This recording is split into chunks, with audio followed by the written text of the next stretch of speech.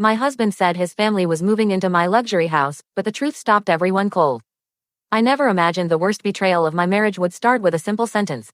Not cheating, not lies, not even money, just a sentence. My parents and Emma are moving in with us.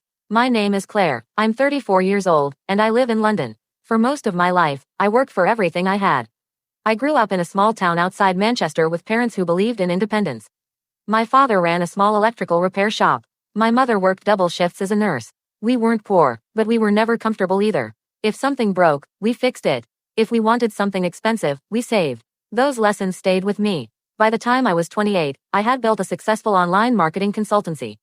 It started small, just freelance work from my flat. But within 5 years, I had contracts with multiple companies. By 32, I was earning more money than I ever imagined. That was when I met Daniel. Daniel was charming in the beginning. Confident, funny, the kind of man who made every room feel brighter. He worked in finance in the city. At least, that's what he told me. He wore tailored suits. He talked about investments and market shifts like he understood the entire financial world. I admired that. Looking back, maybe I admired it too much. We met at a networking event in Shoreditch. He bought me a drink, told me he admired independent women, and said he loved that I had built my own business. Those words meant a lot to me, because many men I dated before him felt intimidated by my career. But Daniel seemed proud of it. Or at least, he acted like he was. We dated for 2 years before getting married. The first year was perfect. The second year should have been a warning.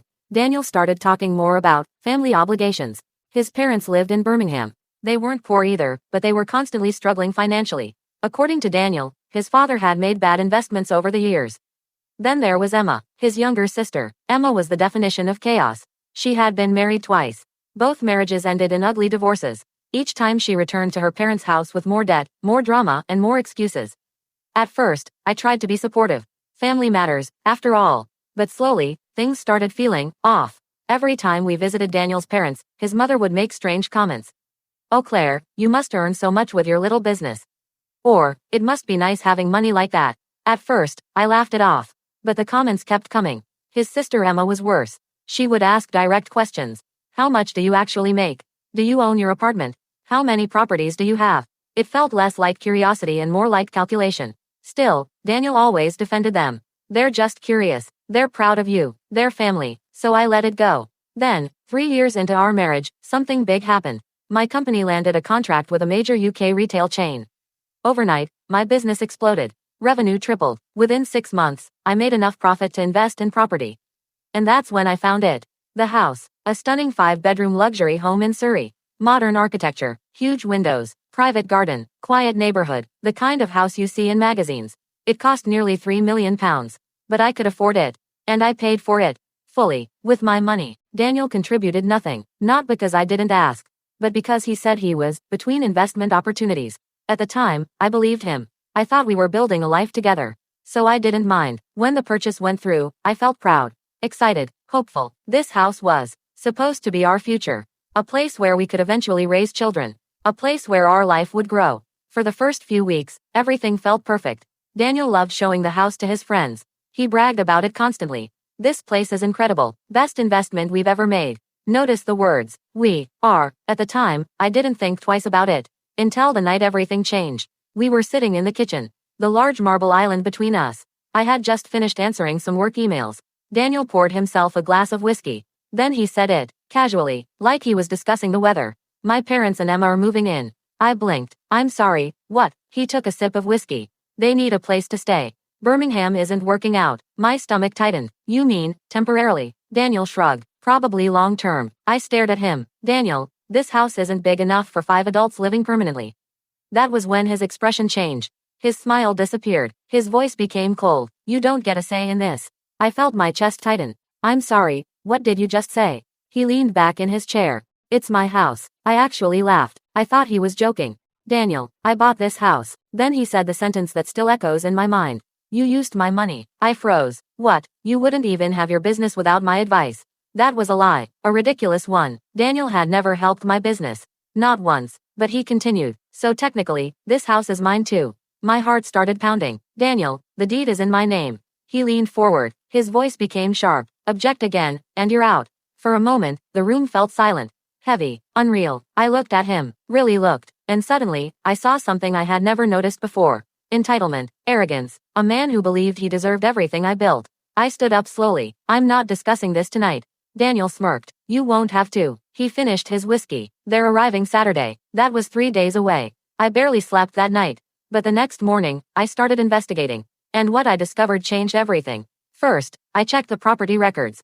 Just to be sure, exactly as I remembered, the house was in my name. Only mine. Daniel's name wasn't anywhere on the deed. Then I looked deeper, into Daniel's finances. What I found shocked me. Daniel wasn't, between investments. He was drowning in debt. Credit cards, personal loans, gambling transactions, tens of thousands of pounds. Suddenly everything made sense. The bragging, the entitlement, the sudden arrival of his family. They didn't want to visit. They wanted to move in and live off me. I should have confronted him right then. But instead, I decided to wait. Saturday came quickly. At exactly 11 in the morning, I heard the sound of a car pulling into the driveway. Then another. I looked out the window. 2 cars, packed with luggage, boxes, suitcases. His parents stepped out first. Then Emma. Daniel walked outside smiling like he had just won the lottery. I stood in the living room and watched them approach the door. He unlocked it proudly. Welcome home, he said. But the moment they stepped inside, they froze, because what they saw inside the house changed everything. When Daniel opened the front door and proudly said, welcome home, he looked like the happiest man in the world. His parents stepped inside first. Margaret and Colin, both in their late 60s. Margaret always had that sharp, judgmental look on her face. The kind of expression that made you feel like you were already disappointing her. Colin was quieter, but not in a good way. He rarely spoke, but when he did, it was usually something passive-aggressive.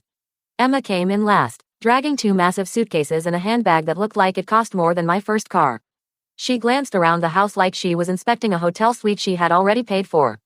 Then something strange happened. All 3 of them stopped walking. Margaret frowned. Emma blinked. Colin slowly turned his head toward Daniel. Because the living room looked different. Very different. The expensive furniture Daniel loved showing off was gone. The giant velvet sofa, gone. The marble coffee table, gone. The huge abstract painting that hung above the fireplace, gone. Instead, the room looked almost empty. There were only a few simple chairs and a small wooden table. Margaret finally spoke. Daniel, what happened to the furniture? Daniel laughed awkwardly. What do you mean? Emma looked around again. Where's the big sofa? Daniel turned toward me. His smile faded. Claire, where's everything? I calmly took a sip of my coffee. Oh, I moved it. Margaret frowned. Moved it where? I shrugged. Storage. Daniel stared at me. Why would you put the furniture in storage? I leaned back in my chair. Because I'm preparing the house for sale. The room went completely silent. For a moment, nobody moved. Emma was the first to react. She laughed. A loud, mocking laugh. Very funny. I didn't smile. I'm serious. Daniel's face turned pale. You're what? I'm selling the house. Margaret shook her head. That's impossible. I raised an eyebrow. Why? Because Daniel owns this house. I calmly placed my coffee cup on the table. Then I said something that changed the entire atmosphere in the room. No, he doesn't. Emma crossed her arms. Yes, he does. I shook my head slowly. The house is legally in my name. Daniel suddenly stepped forward. Claire, stop being dramatic. I looked at him, very calmly. Daniel, would you like me to show them the property deed?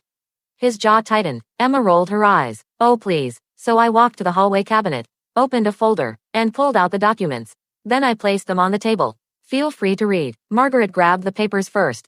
Her eyes scanned the page. Then her face slowly changed. Confusion, shock, and then anger. Daniel, she said quietly. Why isn't your name on this? Emma leaned over her shoulder. Her expression shifted instantly. Wait, what? Colin adjusted his glasses and looked closer. Daniel suddenly looked nervous, which was interesting, because I had never seen him nervous before. He cleared his throat. Well, technically. Margaret slammed the papers on the table. Technically what? Emma looked directly at me. You're lying. I shrugged. You can verify it yourself. The property records are public. Daniel suddenly raised his voice. That doesn't matter. Everyone looked at him. He pointed at me. We're married, which means everything she owns is mine too. I slowly shook my head. That's not how property law works in the UK. Margaret frowned again. What does that mean? I explained calmly. The house was purchased entirely with my personal funds. Emma scoffed. So, I continued, the house is legally mine. Daniel stepped closer to me. His voice lowered. You're embarrassing me in front of my family. I looked him directly in the eyes. No, Daniel, you did that yourself. Margaret turned toward her son. You told us this house was yours. Daniel ran a hand through his hair. Well, it basically is.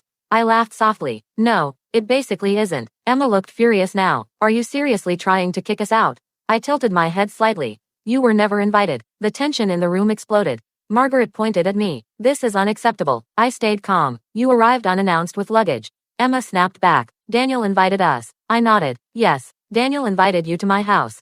Daniel clenched his fists. Claire, you're being ridiculous. I crossed my arms. No, Daniel, I'm being very clear. Margaret suddenly spoke again. So what exactly are you saying? I looked at all of them. Slowly. Then I said the words that changed everything. I'm saying you need to leave. Emma burst out laughing again. You can't be serious. Daniel's voice became threatening. You're not throwing my family out. I calmly picked up my phone and placed it on the table. I already spoke to my solicitor yesterday. That got everyone's attention. Margaret's voice became cautious. Why would you need a solicitor? I smiled slightly, because this situation felt predictable. Daniel's eyes widened. What did you do? I opened a message on my phone and turned the screen toward them.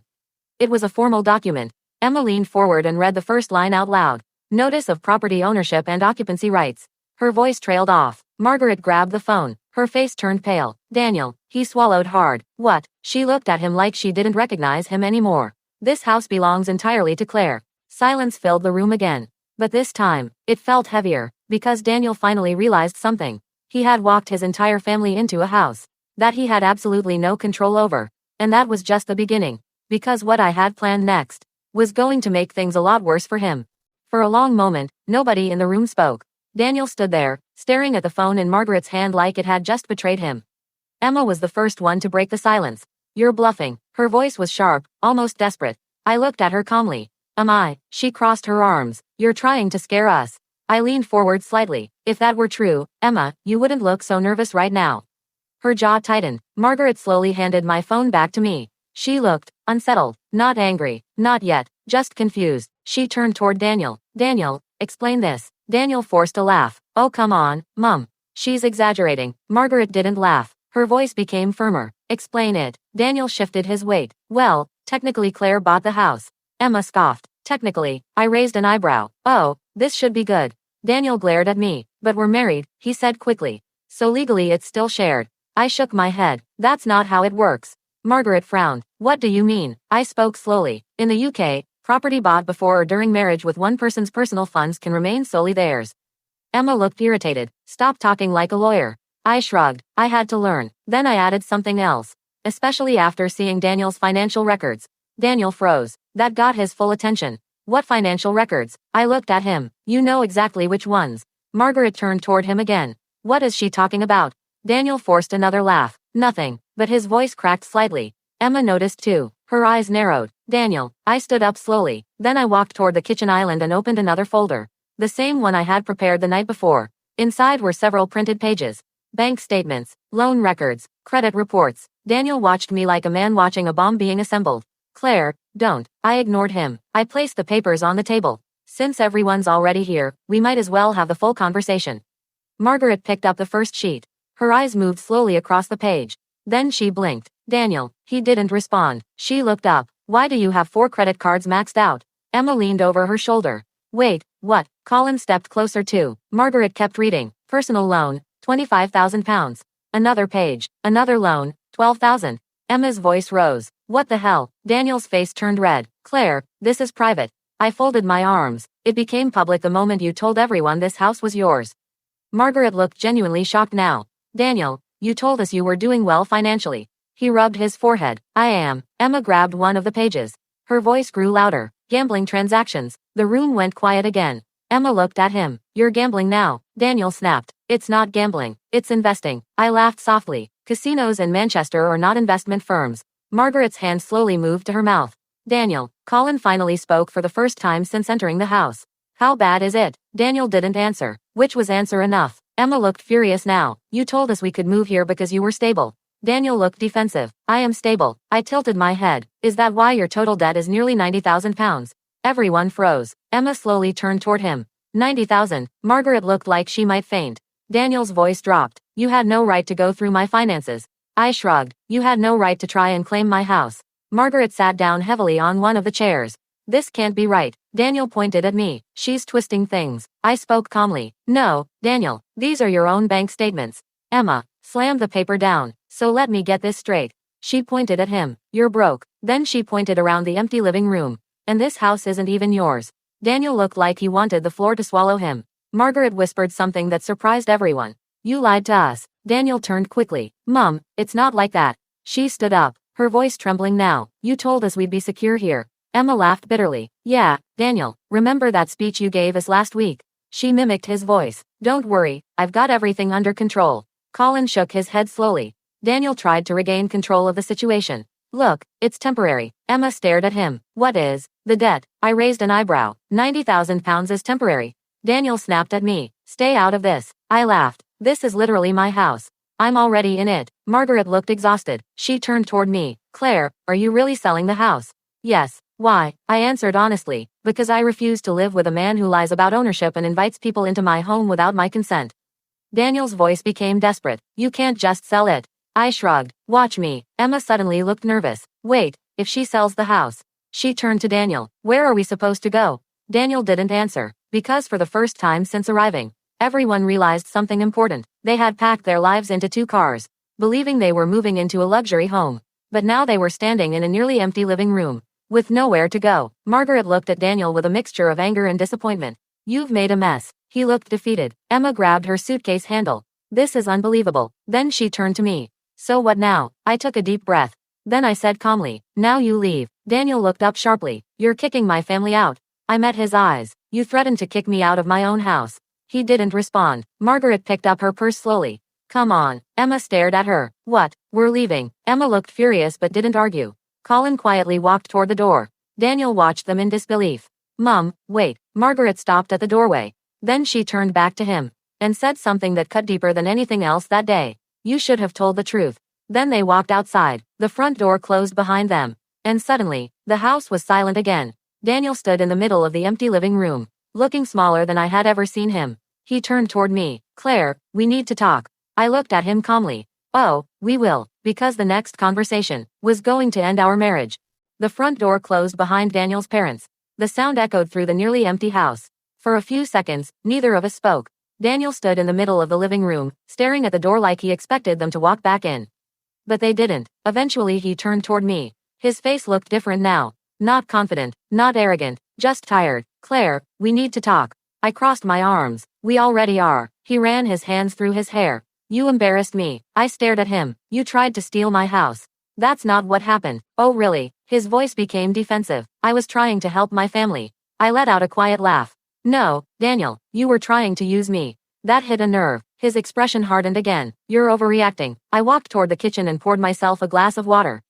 The silence stretched between us. Finally he spoke again. Look, the debt situation is temporary. I leaned against the counter. Temporary doesn't usually mean £90,000. His jaw tightened. I can fix it. With what money? I'll figure it out. I studied his face. For years, I believed this man. Believed his confidence. Believed his promises. But now all I saw was someone who had been pretending the entire time. Then he said something that made everything even worse. You could help me. I almost laughed. Help you? Yes. With what? He gestured around the house. You have money. You could pay off the debt. There it was. The truth. Not an apology. Not regret. Just expectation. Like my success existed to fix his problems. I shook my head slowly. No. His voice grew colder. Why not? Because it's not my debt. He stepped closer. We're married. That doesn't make your mistakes my responsibility. His eyes narrowed. You're really going to abandon me? I stared at him. You already abandoned the truth. For a moment he looked like he might explode. Then suddenly, his tone changed. Softer, manipulative. Claire, we can fix this. I stayed silent. We've built a life together. No, I replied quietly. I built a life. You tried to move into it. That hurt him. I could see it. But instead of accepting it, he doubled down. You're making a mistake. Am I? Yes. How? He crossed his arms. You'll regret this divorce. I smiled slightly. That made him pause. You think I'm bluffing? He asked. I walked to the hallway cabinet again, opened the same folder, and pulled out one final document. Then I placed it on the table. He looked at it. Then his face went pale again. What is this? My solicitor prepared it yesterday. He read the title slowly. Notice of marital separation. I nodded. I filed this morning. Daniel looked stunned. You're divorcing me? Yes. You didn't even talk to me first. I laughed softly. You told me to get out of my own house. His mouth opened, but no words came out. I continued. The house stays with me. He flipped through the document quickly. And what about everything else? Everything I owned before marriage stays mine. And after? I shrugged. You'll have to discuss that with your lawyer. His voice grew louder. You planned this? Yes. When? Thursday. His eyes widened. That was 2 days ago. Yes. So when I told you my family was moving in, I started preparing. He stared at me like he didn't recognize me anymore. You went behind my back. I raised an eyebrow. You tried to kick me out of my own home. Silence filled the room again. Then he asked something quietly. Where am I supposed to go? For a second, I almost felt sorry for him. Almost. But then I remembered the way he said it. Object again, and you're out. So I answered honestly, that's not my problem anymore. He looked around the nearly empty house. The same house he had bragged about. The same house he told his family was his. Now it looked completely different. Cold, distant, like it had never belonged to him at all. He picked up his car keys from the table. His voice was quieter now. You're really doing this? Yes. He walked toward the door. Then he stopped, and said one last thing. You'll be lonely in this big house. I shrugged. Maybe. Then I added something he didn't expect. But at least I'll own it. He didn't reply. He just walked out. The front door closed again. This time for good. The house became silent once more. I stood there for a while, listening, thinking. Then I looked around the empty living room. And for the first time in weeks, I felt peaceful. 2 months later, the house sold for slightly more than the original price. £3.2 million. I bought a smaller property near the countryside outside London. Quiet, private, exactly what I wanted. As for Daniel, I heard through mutual friends that the debt situation got worse. Much worse. Apparently the banks were not interested in his explanations about temporary problems. Emma moved back in with their parents. Margaret and Colin sold their house to cover some of Daniel's loans.